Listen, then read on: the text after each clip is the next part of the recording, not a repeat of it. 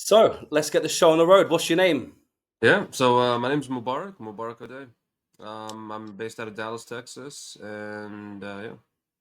Cool, man. And what campus are you in inside the real world? Pretty much all of them, but the ones I've actually been doing is AI and automation and a bit of the social media and Nice. You're in AI as you're well. in all the campuses. Yeah, I pretty much when I first started, I joined all of them, kind of, started the tutorial of each one, seeing which one's good, which one's, my Mhm. style. I was in the business for a bit, and then I just, saw the automation, AI. I was like, yeah, this is my thing. I want to do this. See, that's crazy because you're one of the only people I've actually spoke to who's done it Mhm, that way. Because a lot of people have stuck to one campus and been in one at a time. So to mhm, choose all of them and then choose your favorite is a mhm. different method. But I guess if it works, it works. So let's Yeah, talk. yeah. You're in the AI and automation campus, correct? Yep, yep. Cool. And who is your professors inside that campus? So we have Cam and we have Pope. Cam and Pope, bro. Two Yeah, weapons. man. Two Yeah. weapons. Masters, man, masters. Nice. And how long have you been part of the real world for? I'd say almost a year, but if I'm being honest, there was a lot of inconsistency at first, just because I had a full-time job, was juggling college, and wasn't really fully committed yet. I'd say the past 4.5, 5 months, I've been giving it my all, and that's when I actually started seeing results. You've been So locked in, bro. You've been locked yeah, in. That's yeah, good. yeah. That's good. And do you know what? It's very good that you have an honest take on things because Hmm. obviously honesty is what these interviews are about, to get Hmm. real life perspective from students like yourself. So Absolutely. so you've joined the AI campus and what was it about AI that campus that made you choose it? So, in my opinion, I've always been looking for ways to make money online in general in real life. I've had like a dozen different jobs. Worked in sales a lot of my life as well too. I've done solar, roofing, warranty. You can name anything sales. Yeah. And I realized we need something that can scale, that can make money, and that can make money, and grow. I tried like all these make money fast weapons, crypto, whatever, stock market, drop shipping. None of it really stood out to me as the thing with AI automation. It's AI. It's fastly growing, expanding. Everybody needs it, and you can integrate it in the business. And I looked at it this way: I have sales skills already, so that's pretty much half the way. Now I just Yeah. have to learn how to get lead acquisition or client acquisition, and then actually deliver the service. And that should be simple as well. So what sales background did you come from beforehand? What was it you were selling? Like what is the job you Mhm. had? Yeah, so I started off. My very first one was in solar. I did door to door. I was just an appointment setter, and Bro, then I've been there. I sold solar myself. Yeah, yeah, so did you? Yeah, I I know the was game quite well. Yeah, back in poly Texas. panels and monos, and yeah, I used to There you sell them. go. Yeah. Yeah, You know but how this Taylor. Yeah. so that's good. So, what was it that made you lock in for that last 4 or 5 months? What was it that made you make that decision? If I'm being honest, what happened was, so I was in solar, and then I moved to roofing, and then like three, four other sales companies, and then I eventually landed a job in a warranty company, and I was making good money. I was making about 70, 80 grand a year. And, at 18, that was pretty good. Very good. And then, I kind of got complacent, if I'm being honest, because it got to a point where I was, good enough that I can come in late, leave early sometimes. No one's really going to talk to me. And then I realized that in my 19th birthday, to be honest, and I was like, when I'm 19, I mean, I'm making decent money, but again, I kind of lost myself. That's not the goal. I don't want to sit here and work a job every day, even if it is commission, even if it is, let me lock in. So I went back. I was like, I have a bit of money now. Instead of being scared to invest, let me just spend it, man. Worst case scenario, a couple days of my paycheck, that's fine. I can live. No, I invested into emails and just locked in. Yeah. nice. So you joined the AI campus, and what was the first thing that you learned inside that campus? I believe the very first thing was Voiceflow agents. Just what really blew my mind is initially was just a variable. I mean, I had a small coding background, HTML, CSS, websites, but just the idea of having, being able to store something into a variable and then putting that variable into ChatGPT and having it give a customized, output, that just blew my mind at first. Nice, And G. Nice. it started ticking. Very good. So you joined the AI campus, and you learned, the voice. Is it voice Mhm. AI voice? Voiceflow, yeah, like the chatbots. Yeah. Okay, and how did you monetize that skill then? So how did you go about getting your first clients? So what sort of niche did you attack, and how did you go from there then? So you've learnt that, and what happened? from there? Yeah, so it's kind of a funny story because so at first the way it started was I did the voice flow thing, and then there's a few different things they teach. At first it's like the voice flow, and then the next module after that is something called make.com, which is basically no code automation, and that kind of takes it a level further. And then using that, they have something called System 2, where it's basically automated email and DM outreach, where you would just mass email people to get the leads. Yeah. So for the first, again, 6, 7 months, I wasn't really, fully committed to it. So I kind of send a couple emails here and there, paid like 20, $30 a month in campaigns and emails. I just didn't really see results. And like I said, that's when I locked in. I went ahead and just went full board. I started watching a bunch more YouTube videos, watching all the campus videos, literally everything I can. And then I just started messaging people. There's this app called Upwork, Okay. and Do they show you that app inside the real world, or is this something that you uh, knew? that's kind of separate, but I kind of got it from the real world because they Okay. basically give you tips and tricks on how to find different ways.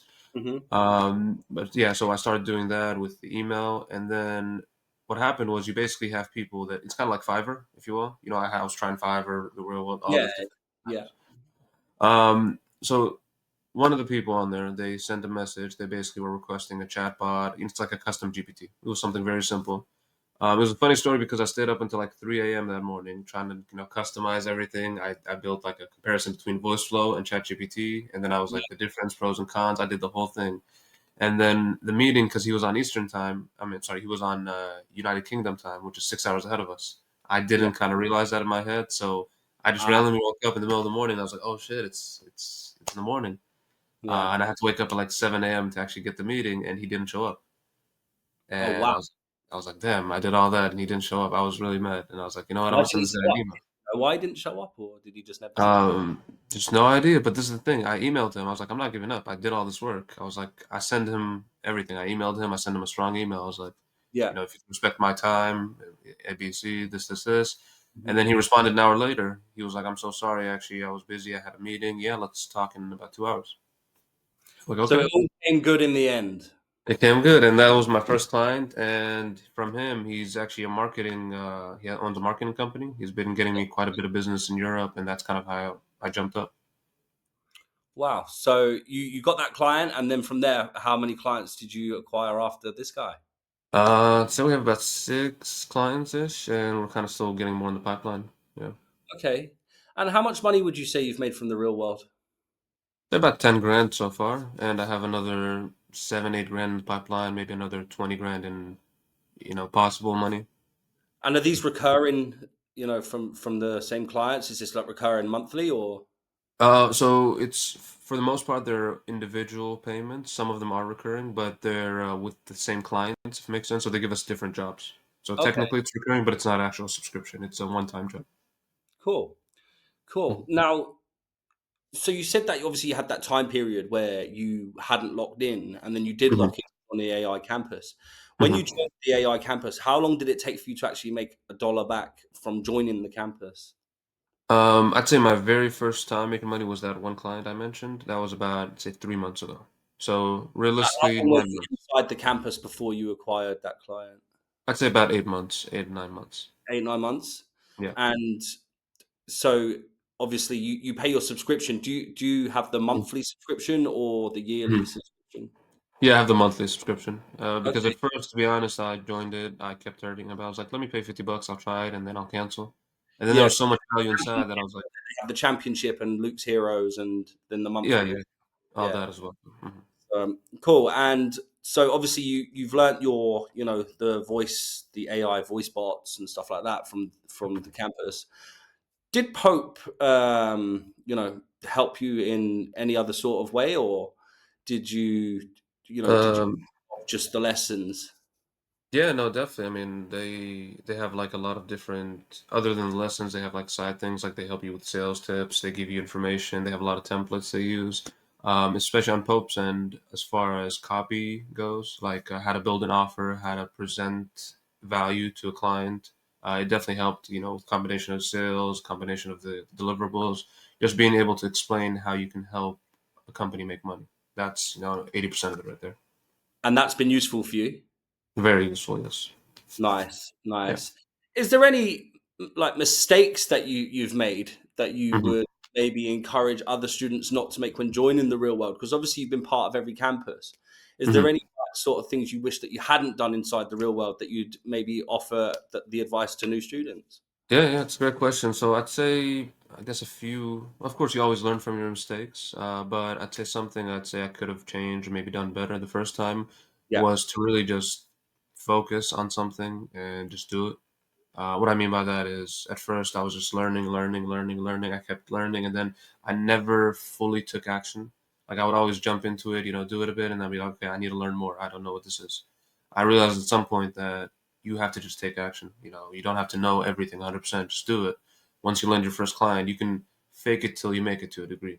Because if you're willing to learn how to do it on the spot, then that's kind of most of the way there. What's the most valuable lesson that you've learned from Pope? Um, Valuable lesson, I would say never put yourself under the client, if it makes sense. Try to keep yourself on equal stature, equal standing. So what I mean by that is when you're talking to a client, don't let them have the upper hand on you and basically just bully you around or just tell you what to do. Try to Hmm. stay on the same standing. Okay. Have they helped you in terms of like communicating with clients and, maybe your mindset and stuff like that? Or, how have they helped you there? Yeah, definitely. Just one thing that really helped me out is really motivation to go to the gym as well too, because I would just listen to one of their podcasts while I'm in the gym, put in my earphones, and just work out. It basically gives me a reason to do it. And yeah, just seeing that there's thousands of other people out there, they're doing the work. So every day I'm not giving them my all, I'm behind. So I have to. Yeah, yeah. Yeah. And have you made any like sort of social bonds inside the real world in terms of meeting people inside there, or A bit here and there. I've had, anyone helped you, or have you helped other people inside the campus? yeah, yeah, definitely. I mean, I see if anybody messages, send something in the chat, for example, and I know something that I can help, I just put in a quick message there. And vice versa. I've had a lot of bugs, issues in software. I just, send a post. That's Mhm. definitely a huge part of it too, is the community. They have a bunch of different channels where if you have a problem with this specific software, you would put an image, tell them what's going on, and they can help you or guide you through troubleshooting. So it's very helpful. Cool. And in terms of like the value of the real world, how would you describe the value of the real world to someone who was maybe thinking of joining? How would you describe the real world in a short, Mhm. in short, how would Absolutely. you describe it to them? To summarize it, I mean, and really, it's just instead of you having to go out of your way and actually look for everything, you have it right there in a step-by-step manner. So if you're the type of person that just doesn't want to go and do everything or a bit confused, it's right there. It tells you step one, two, three, four. If you do it, you're gonna make money. What's your favorite thing about the real world? The organization, to be honest, it's just very, very well organized. I was actually surprised. It's very organized. Yeah. And what's your least favorite thing about the real world? One thing I'd say is not being able to I guess, well, I know you guys are adding this as a feature, but basically buy or sell clients, if it makes sense. Like if I have an offer and I'd send someone to work on it, being able to pay someone to do it or vice versa.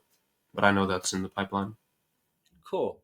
Could you describe to me like your average sort of day, like your typical sort of day, where you like from the moment you wake up, lock in and go to bed, like how many hours you spend on there, how many Mhm. hours you spend in the gym? Can you go through like your Yeah, typical? yeah, absolutely. So usually I wake up at about 7:45 or 8 a.m.